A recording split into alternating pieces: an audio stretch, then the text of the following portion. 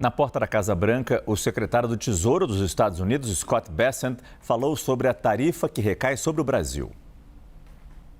O presidente havia falado que em 9 de julho poderia haver era um prazo para ver o resultado positivo das tarifas. Olha, nós estamos em negociações de comércio com vários países, mas se eles quiserem oferecer uma negociação conosco, nós estamos aqui. Nós temos um projeto no Alasca com a Coreia do Sul, nós temos projetos com o Japão, Taiwan, que estão interessados em financiar e ter uma porção disso. Então, basicamente, o comércio vai diminuir o déficit da balança que temos com esses países. Então, no momento, tudo está na mesa. O que acontece com os países que tinham tarifa de 10% como o Brasil e outros? Eles ainda terão de aplicar por causa do déficit. Isso vai ser mantido. Hoje pela manhã, as bolsas de Nova York operavam entre perdas e leves ganhos. Mas tudo mudou depois que o presidente Donald Trump anunciou essa pausa nas tarifas. Quem chega para explicar como essa guerra comercial afetou os investidores nesta quarta-feira até às 8h10 da noite é a nossa analista de economia, Thaís Herédia, porque todo dia tem um impacto diferente. E esse impacto vem, às vezes, da maneira mais surpreendente possível.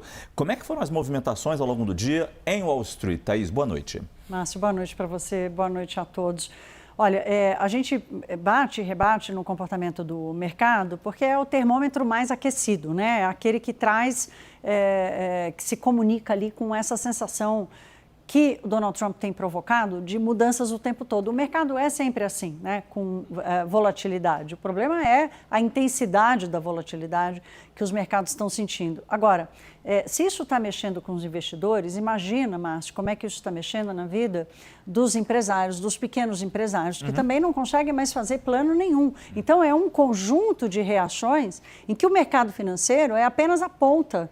Essa ponta que a gente consegue medir a temperatura por causa dos preços dos ativos financeiros é que mostram isso.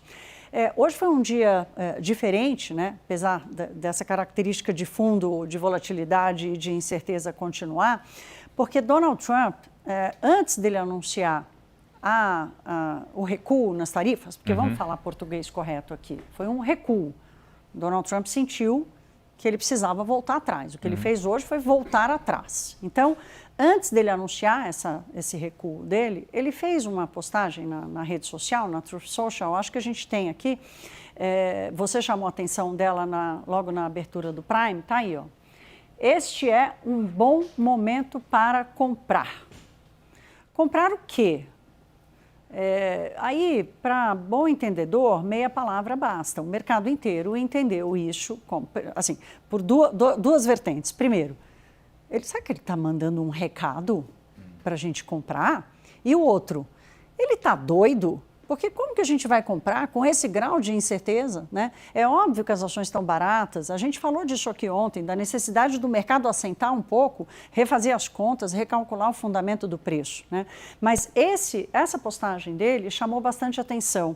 E 2, 3 horas depois, ele anuncia, então, a volta. E aí o que acontece nos mercados? Anuncia a volta, não, anuncia o recuo, né? Que está voltando às tarifas. Sim. Vamos dar uma olhada aqui para ver o que aconteceu nos mercados, Márcio? Foi como a gente costuma dizer, uma estilingada. Esse movimento aqui, ó, é um estilingue do mercado, tá vendo? De um único segundo, as bolsas, e aqui nós temos as 3 bolsas, o azul, esse aqui, é o índice Dow Jones, o amarelo é o S&P 500 e o azul é a Nasdaq, que é a bolsa de tecnologia. Nasdaq subindo mais de 12%, o S&P quase 10% e o Dow Jones quase 8%. Então, olha o que aconteceu aqui, 10h37, 9h37 horário de Washington, 10h37 horário do Brasil, foi o momento que ele falou, olha, é um bom momento para comprar. Tem uma leve alta, uma leve recuperação, especialmente do S&P e do Dow Jones. Na verdade, os três, né? Nasdaq também se descolou. Estavam todos meio que... O mercado estava hoje, talvez fosse não terminar no vermelho, e no vermelho forte e intenso, como foram os últimos dias. Hoje, o mercado americano talvez hoje fosse ficar nessa estabilidade o dia inteiro. Mas você destaca muito bem, quando houve o anúncio, é um foguete que sobe ali. É um foguete, exatamente, é um foguete. Então, chamou a atenção. E por que é importante a gente trazer isso aqui, né? Então, foram 6 horas depois, né? 6 horas depois, o novo anúncio. Mas aqui é quando ele faz a postagem, né? Perto ali da hora do almoço, 1 e pouco da tarde, né? Por que a gente chama a atenção aqui? Porque parte da confusão e da incerteza é da comunicação de Donald Trump, da forma como ele comunica, né? A forma como ele pensa estrategicamente. Então, assim, como ninguém mais descola o que ele diz do que ele vai fazer, quando ele vai à sua rede social e fala, é um bom momento para comprar, com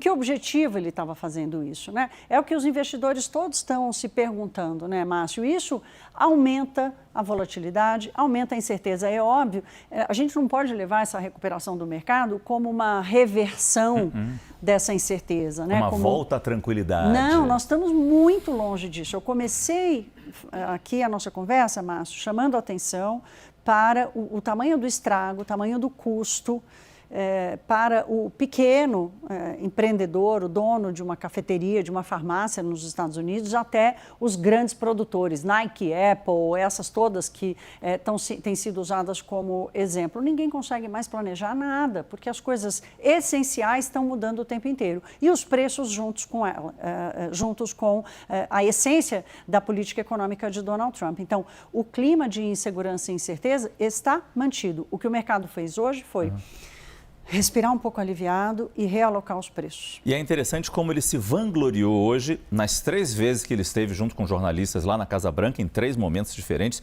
como ele sendo responsável por esse boom dos mercados, como se ele fosse o responsável por trazer essa tranquilidade, normalidade ou essa vitória de volta aos mercados americanos. Porque se a gente olha os índices, as empresas americanas, todas que pertencem à Bolsa de Valores, fecharam em alta. Todas, e aí a gente vai chamar a atenção para as famosas 7 magníficas, que são as principais empresas de tecnologia. A gente começa pela Tesla, que subiu quase 23%. Mesmo com essa alta toda, a Tesla ainda tem mais de 500 bilhões para recuperar desde 20 de janeiro, que ela perdeu. Ela recuperou metade, vamos dizer, ou menos, né? Porque não é uma conta e basicamente de dividir. Todas, né? Todas. Mas assim, a perda ainda é gigantesca, a financeira é gigantesca, e essa recuperação aí não repõe, né? A Nvidia, quase 19%, a Apple, mais de 15%, Meta, quase 15%, a Amazon, quase 12%, Microsoft, mais de 10% e a Google, coitadinha, a única que ficou em 1 dígito, mas quase em 10%. Então, o comportamento dessas empresas é que fez a Nasdaq disparar tanto, né? Por quê? Porque não fazia sentido, você olhando para o negócio e para a atual conjuntura da economia, quer dizer, ainda é uma economia, as pessoas ainda estão consumindo minimamente, as economias estão funcionando, né? Você não faz uma freada brusca assim, né? Na economia, como foi, por exemplo, na pandemia, que de um dia para o outro tudo fechou. Não é o caso que está acontecendo agora. As comparações que a gente está fazendo são comparações com um grau de incerteza e de insegurança e de queda da confiança no futuro, né, em como as coisas vão se desarranjar, mas, de qualquer forma, olhando para a performance das empresas, a sua saúde financeira, não fazia sentido o tamanho da perda. É que a gente não sabe até que ponto a gente vai se manter nesta decisão de esperar 90 dias e ficar só nos 10%. Tudo pode mudar amanhã. 90 dias com Donald Trump, ele não está 90 dias no cargo. E eu já estou precisando de férias. Thaís Herédia volta ainda nessa edição do CNN Prime Time.